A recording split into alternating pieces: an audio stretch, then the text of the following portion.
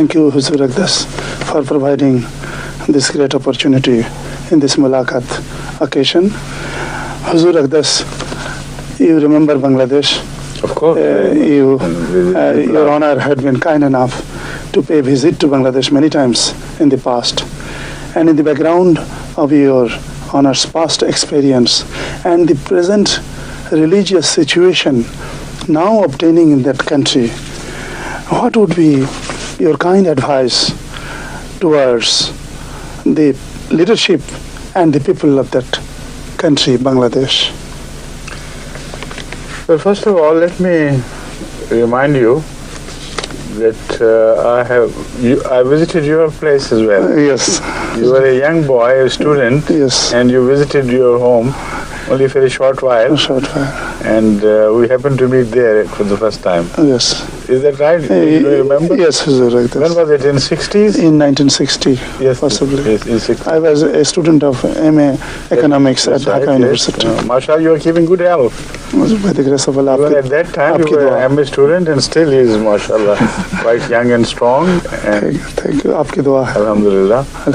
And how's everybody at home? Tell me about the news, latest news from home. By the grace of Allah, everyone is keeping well. My mother is reaching around 90. Even then, I remember she was not very old, but advanced, quite advanced in age. And your father? My father expired in Maulvi Badruddin Ahmed, marhum advocate. He died in 15th January 1985. That's right. I remember it was reported to me from Bangladesh. Yes. And I heard it with deep sadness because Maulvi Badruddin Sahib was very, very close to me, although there was such a difference of age. But we were very friendly. He used to attend all meetings at Dhaka, and also he was one of the most forward Ahmadis. Yes, very wise man as well. He visited Qadian and Rabwa often, I know. And he visited, and my mother also visited your house. Would she be listening to this program? Do you think, do they have antenna there at your home? At Rangpur, not yet, Huzur. Not yet. No. He has flown to Rangpur just before I left. Somebody had written to her, and she could come and listen to you and me, could see her son, participating in this meeting. She would have been so happy. There is a program that dish antenna will be extended to Rangpur also. Right. Huzur's but I think we'll repeat this program later on when you are ready. Yes. When your mother has got access to any dish antenna. Yes. Then let us know and we'll repeat this program. Inshallah, okay? Huzur. I shall talk to National. What about your other sisters and brothers and everyone? My advocate Abdul Khalik, he was in Dhaka. Now he is also at Rangpur. My youngest brother Kaisar Alam, who visited Huzur here at London. Yes, I know. With his wife, yes. The daughter of Marhum Vizir Ali Sahab, yes. The General Secretary and the Naib Amir. He was in the National Bank. National Bank renamed as Sonali Bank. Yes. Soneri. Yes. Previously it used to be National Bank. National Bank. After I also visited his place. Yes, Huzur. And my brother-in-laws are at Dhaka now.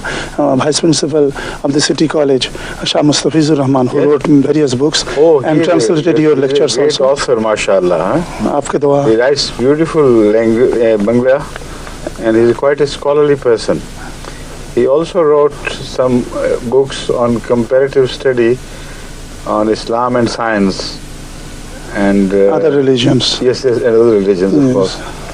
So kindly pray for him. Would he be on the television? Yes, he is watching now. I read your books with deep interest, and I'm very happy. You have a good command of English as well as Bangla. Of course, that's your language. And I hope you continue to write more and more. And inshallah, Jamaat will benefit, and the rest of the Bangladeshis also will benefit from your writings. My wife and Waqf now, the youngest child, and your Sadr Murabbi, Abdul Awal Khan Chaudhry's only son, he is also Waqf now. They are also attending. Abdul Awal is your son-in-law, isn't he? My brother-in-law. My wife's younger brother. My wife's younger brother. Right. You are married to Dr. Abdul Samad's daughter? Yes. Yes. Dr. Abdul Samad's daughter? Yes. I didn't know that. So MashaAllah. they conveyed, the Waqf Naus conveyed, tell Huzur our salam. They could speak hardly. Right. They are only 4 years. Good. Kindly pray for them.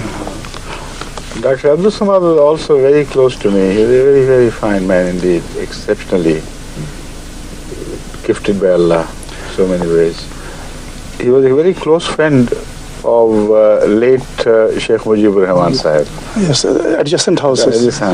They were next door neighbors to each other. Yes. And my first and the only meeting, in fact, with Sheikh Mujibur Rahman Sahib took place at his house. And although Sheikh Sahib was very busy during this, and he was riding very high, On the crest of popularity. on the crest of his popularity, Yes. yet he couldn't refuse Dr. Samad Sahib. And he came and gave me half an hour to begin with, I should say. It continued possibly. And he said, I can only come to have breakfast with you. And during that period, whatever you want to say, I'll listen sympathetically. Then after half an hour was over, he wouldn't let me go. He said, all right, I'll cancel the other meeting. Let's continue. You know, the meeting continued for around 4 or 4.5 hours. Alhamdulillah. And he would not let me go. Yet I had to excuse myself because I had another meeting with Mr. Khundkar, Mushtaq Khundkar. Khundkar Mushtaq Ahmed. Is he alive? Or? He is alive. He's alive. Ex-president. Subsequently, he became president of the country. That's right. Yes, I know. Yes. Khundkar. Khundkar. And if somebody listening to this program who knows Mr. Khundkar, convey my regards to him. We had a very good meeting together. You know, I went to explain things to them on behalf of Pakistan, which needed to be explained. And although they were in no mood whatsoever to listen sympathetically to these things, but I must say they were kind enough to me because I was not a political leader. So I went there in my individual capacity as a religious person, sympathetic to, of course, the cause of humanity, not to the cause of Bangladesh or any other, or Pakistan. So they understood the sincerity very well. And after a few exchanges of views, rather stiff from their side, they began to soften and thaw down. And ultimately, alhamdulillah, we had a very good meeting, Mr. Khundkar as well. Yes. He had some misunderstandings regarding the policy of Ahmed. And when I explained these things to him, then he was surprised. And one thing I must say in favor of Bangladeshi temperament as whole, they may be very stiff to begin with, you know, strong in opposition, but somehow they have, you know, a soft point for logic. Yeah. If you're logical, Yes. then they will not try to, you know, like some others do, indulge in useless, meaningless debate, knowing that they are wrong. Then they wouldn't do that. Once they are convinced there is something in it, they would listen sympathetically, and they had courage enough to accept the defeat, the so-called defeat in that debate arguments. And but at the same time, the politicians were politicians, of course.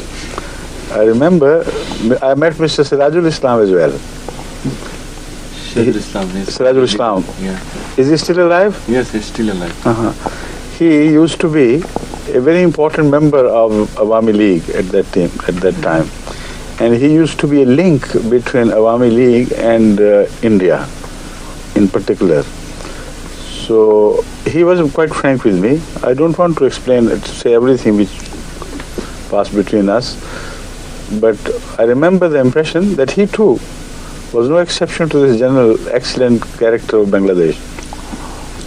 To begin with, he advocated very strongly why Bangladesh should be more friendly with India than Pakistan, etc. Bangladesh was yet not formed, you know. It was in the offing, but they knew. It was so positive that at that time they had already started referring to the country as Bangladesh. So I said, I listened to him sympathetically, and then I started talking to him of this and that, and I clarified myself. I said, look here, I'm not here as an advocate of Pakistan. I'm nobody in Pakistan. They would never think of sending me as an emissary. So if you think I'm a sort of agent, forget about it. They would not send an embassy, you know. So having reassured him, then I touched upon the points he had raised. And you know, in the end, he said that I think there is something in what you say, but it's too late. And exactly the same thing was said by Dr. Sheikh Mujib Rahman Sahib. At last he said, I'm sorry, I'll not be able to change my policy now. It's too late. But I agree largely with the substance of what you have said. So that was my impression of Bangladesh, and it still is. I did not meet only the leaders. You know, I don't believe in leading only a certain section of the society. Whenever I went to Bangladesh, I traveled far and wide, met the people at the grassroots, talked with rickshaw drivers, you know, and the farmers and the laborers, and sat with them. And most of my knowledge of Bangladesh grew from that, you know, grassroots level meetings. Because they're so simple, they do not have any affectations. What they feel, they tell. And sometimes the expressions were very, very simple. Sharp. But sharp and, you know, with a sharp tinge, of course, but so precise. They said whatever they wanted to say in a short sort of expression they had invented themselves. You know, they were very proud of inventing new expressions and conveying things in a very special way so that the addressee would remember it and would be influenced. One driver, not a taxi driver, somebody else's driver, had a left leaning towards left side. Particularly, I think he was impressed by Bhashani Sahib very much. So I inquired from him what he thought, what was his political view and philosophy, etc.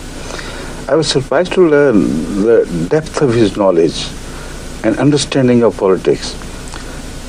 That is another thing about Bangladesh which impressed me so much. Ordinary people, you know, who appeared to be almost ignorant and illiterate, when you spoke with them, they spoke with full confidence. Politics they understand. There is no doubt about it. Everywhere, at every level, they understand politics. In our country, politics is sort of, you know, entrusted with the higher echelon of society. They have the full trust of the people in politics, so whatever they tell them, they follow. But not so in Bangladesh, no. They have to be individually convinced. You see? So I said, tell me in short, what is your philosophy? He said, philosophy very simple, no problem. Philosophy is big people, rich people. I said, you have chicken, hen, but give us egg. We only demand egg. You can have whole chickens and whole hens and everything, and cockerels. What do you rely? But only let us have a little share in eggs. Right. How pathetically expressed and how right he was. The common man was deprived of even eggs. They were also being consumed by the rich. Yes. I mean, that is his way of telling that the very basics of rights are denied us. The basic human rights of survival are denied us. That is what he wanted to express. And I traveled Bangladesh so much that so far I have not met any other Bangladeshi who has traveled so much as I have. In Bangladesh? Yes. From one end to the other, to Fox's Bazaar, Rangamati, and beyond, Panchagar, of course, and Sundarban. You said about Sundarban. That's right. Sundarban, they are listening. They have got a generator. So, Assalamu alaikum wa rahmatullahi wa barakatuhu. আপনি কেমন আছেন? ভালো আছেন? আমি ভালো আছি, alhamdulillah. Alhamdulillah. Convey my regards and love to all in Bangladesh. Tell the Sundarban people that I can't speak Bangladeshi well. হুজুর আকদাস বাংলাতে আমাকে জানাতে বলেছেন বাংলাদেশের সবাইকে তিনি সালাম জানাচ্ছেন এবং শুভেচ্ছা জানাচ্ছেন। হুজুর বলছেন যে আমি বাংলায় সঠিকভাবে বলতে পারি না, তুমি বলে দাও। আমি সেটা বলে দিলাম। Everybody was so kind, so loving there, you know. And Shamsul Rahman Sahib used to be the president. He is no longer alive. He is marhum. He is a very fine man. Great man. Very great man indeed. And it was his efforts largely which bore fruit of such quick spread of Ahmadiyyah all around. He was a very scholarly person and he was very highly respected in the whole area. Even those who opposed Ahmadiyyah, you know, they bowed their head to him in respect for his past services and he was chairman for a long time of the Union Council, and he set up schools and other institutions. I mean, for his previous services, philanthropic services, etc., everybody respected him. So when they heard with this attitude of respect, naturally their hearts were already softened and they opened up to his logic as well. So one thing I must say, based on my experience of Bangladesh, as I have been telling you, that there is great possibility, really indeed, of spreading the message of Ahmadiyyah in Bangladesh, Inshallah, with two weapons, love and logic. They give in to love and they give in to logic. It's impossible for Bangladeshis to resist these two things. You speak with love to them and they want to shower their life on you. And you bow down, you know, you browbeat them or try to look down upon them, and they would rebel against this. They wouldn't care whether small or weak or this. They're brave enough to sacrifice all for the sake of their honor. And this is the one thing which unfortunately was not understood by the politicians of Pakistan at that time. Repeatedly they made the mistake of browbeating them. And third thing, which is very important, is their love of the language. Every people love their language, but not like Bangladeshis.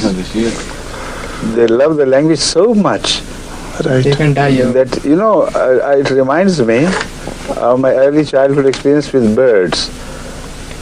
I'll tell you of that later, but I'll relate it. Those Ahmadi students who dedicated their lives, came from Bangladesh and stayed in Pakistan for some time, or previously in India, when they returned to Bangladesh, they thought the Bangladeshi was no longer that same pure language. Their accent was influenced, their pronunciation was influenced, their style of expression was changed, and they didn't approve of it. And they always said, this man, his Bangla was good, but no longer, you know. Only some exceptions were made, of course, I know.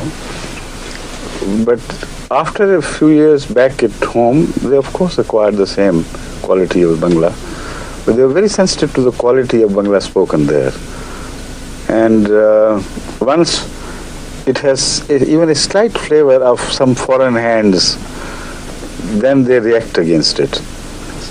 Now the early experience of birds which has come to my mind is that when I was very fond of bird and following the nests and seeing the eggs, sometimes I picked up the eggs in my hands and saw the size and shape and then put it back, and sometimes I was horrified to see that the egg which had been touched by me was thrown out of the nest by the little wren, small, we call it piddi, in English is W-R-E-N, wren. So those wrens, a sort of piddi, they didn't like human touch, and they smelt the human flavors, or sense of, to them, the horrifying stink, and they threw the egg out of the nest. So similarly, the Bengalis, I think, are rather sensitive to the quality of Bangladeshi language. And if it has a foreign stench, as this, they wouldn't like it. So these three secrets, which I have learned from my tours, should be remembered by all who want to convey the message of Ahmediyya, Islam, to Bangladesh, not only to Muslims, but to Hindus, a large number of Hindus. And then there are Buddhists, you see, in Cox's Bazar area, in Chittagong Hill Tracts. And Chittagong. Yes, in Chakma Raja. I met him and the family members. Raja Tridev Rai. I think it was not he, it was his son or some prince, yes, whom I met there. I see. And there is a large number of such people living in the borders between Burma and Bangladesh. And they should be approached, they should be conveyed the message. So you should be broader in your outlook. And remember that with love and with persuasion, if you are well armed with logic, inshallah, Bangladesh will be won over. Inshallah. So, but prayer, of course, I must remind you. Without prayer, even the love is useless. Yes, sir. And that love works only with sincerity. And if you truly love a people and know that it is for their good, then automatically you must pray for them. So when you don't pray, that means your love lacks that much sincerity. And people understand this. You know, a superficial love does not produce the results which genuine, deep-seated love does. Deep-seated love is a very powerful weapon. So Bengalis particularly are prone to this, and I hope, inshallah, you'll be able to deliver the message with these three things: good language, love and persuasion, with prayer, of course, right? And what else would you like to say? May I bring out the question that in your such a vast experience... I heard you. Yes. But I thought it would require an hour's lecturing, which I wanted to avoid. If you... I understood you very well, and I still understand what you meant, but to give an advice to all the politicians and religious leaders of public opinion, etc., I think this is not the right forum. But if you raise a particular issue, just point out a problem, then inshallah. Have you written it? No, they won't, but he does. They will write down. If you, I tell you what, you better go out for a while. Three of you. Give them papers to write their own. Yes. In Bangla.